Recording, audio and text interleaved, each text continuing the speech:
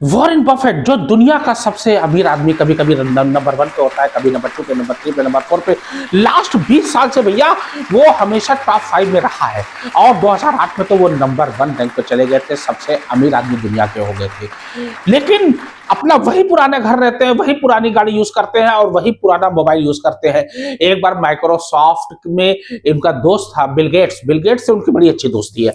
अपने मोबाइल में जो प्राइवेट नंबर है, एक उनकी वाइफ का है तो एक बिल गेट्स का है, यानी बिल गेट्स की फैमिली से और बिल गेट्स से उनका बहुत ही गहरा नाता रहा है। बिल गेट्स ने कहा भैया ऐसा है कि तुम जो है मेरी कंपनी में थोड़ा सा मेरी कंपनी के बारे में बोल दिया करो, मेरी कंपनी की थोड़ी सी वो कर दिया करो। तुम मेरी कंपनी से ना तो शेयर लेते हो, ना तो मेरी कंपनी के बारे में कुछ बोलते हो, आखिर क्यों?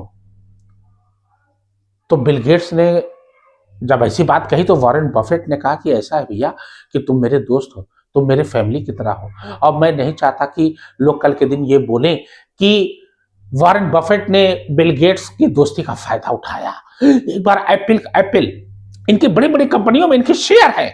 एप्पल कंपनी का जो सीईओ यानी कि जो वो बनाता है, क्या कहते हैं, एप्पल का आईफोन आईफोन मोबाइल आईफोन का मालिक बोलता है कि यार तुम वही घिसा पिटा जो है मोबाइल यूज करते हो, तुम यार आईफोन। बोले यार देखो ऐसा है कि मुझे बहुत, मैं नेट चलाता नहीं और मुझे जो है सोशल नेटवर्किंग से बहुत दूर में रहता हूँ। हाँ, हालांकि मेरे कंपनी के लोग, मेरे दोस्त लोग, सब लोग चलाता है लेकिन मैं नहीं चलाता, मैं इन सब से थोड़ा दूर रहना चाहता हूँ। तो वहां के सीईओ, जो आईफोन के जो सीईओ थे एप्पल के, उन्होंने कहा कि भैया ऐसा है कि एक मोबाइल तो ले ले।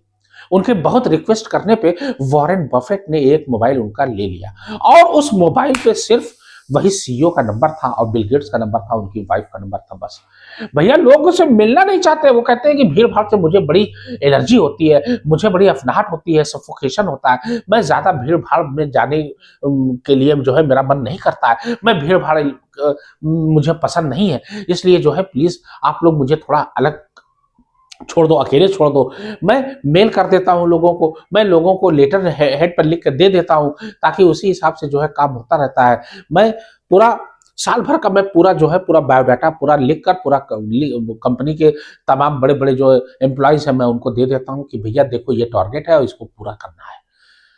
यानी वॉरेन बफेट जो है 1 साल का आगे का सोच के चलता है कि ये ऐसे ऐसे है और ये टारगेट को आपको पूरा करना है, और लोग उसको अचीव करते हैं और धीरे धीरे करके वो मिलियनरी होता चला जा रहा है। अब सोच लीजिए उनका दोस्त जो कि एक माइक्रोसॉफ्ट कंपनी में बहुत ही अच्छे पद पे था, उसने एक बार मेल लिखा वॉरेन बफेट को कि वॉरेन बफेट साहब, आप जो है माइक्रोसॉफ्ट के बारे में कुछ कहते नहीं है, कुछ शेयर नहीं लेते हैं।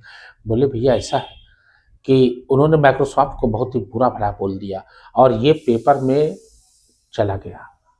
वहाँ की गवर्नमेंट ने किसी तरीके से ये लिंक जो है उन्होंने कैप्चर की और लिंक को निकालने के बाद और वही हिसाब से उन्होंने जो है अपना पूरी एडिट किया और उसको लिखा अपनी भाषा में और उसको जो है पेपर में छाप दिया। अब देखते देखते लोग, लाखों करोड़ों लोगों के पास वो पेपर जा गई है। पेपर में जब सुना माइक्रोसॉफ्ट की बदनामी हुई है तो वॉरेन बफेट को बड़ा लज्जा लगी कि यार मैंने माइक्रोसॉफ्ट का, उसको ये मतलब उसको ये नहीं लगा कि मैंने जो है माइक्रोसॉफ्ट के लिए, उसको ये ऐसा महसूस हुआ कि लोगों के सामने ये बात पहुंच गई है और कल के दिन बिल गेट्स अगर देखेगा तो मेरे बारे में क्या सोचेगा। लोग उसे लंच करने के लिए, उसे मिलने के लिए लोग आतुर होते हैं। एक बार बोली लगाई गई 35 करोड़ रुपए आ गए। बोला ला भैया 35 करोड़ रुपया, 1 घंटे का लंच ही तो करना है ना, साथ में आ जाओ। 1 घंटे के लंच के लिए बोली लगाई गई और मैक्सिमम बोली लगी 35 करोड़ रुपया। 35 करोड़ रुपया लिया उसने और उन्होंने दान कर दिया। बोला ये तो बड़ा बढ़िया सिस्टम है भाई। लिविंग लेजेंड ऑफ इन्वेस्टर अगर कोई कहलाता है तो वो कहलाते हैं वॉरेन बफेट।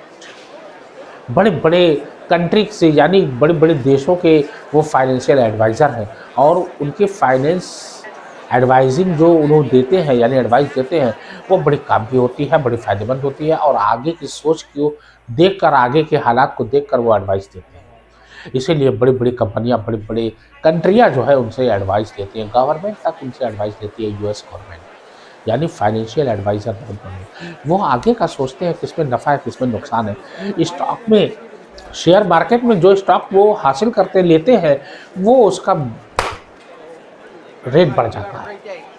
अब आप सोचिए कितना लकी आदमी है और कितना सोच विचार करके जो है वो काम को अंजाम देता है। एक बार उनसे पूछा गया कि आप इतनी सोच विचार करके उसके बाद जो लेते हैं, क्या आपको जो है कोई दैवी शक्ति है क्या?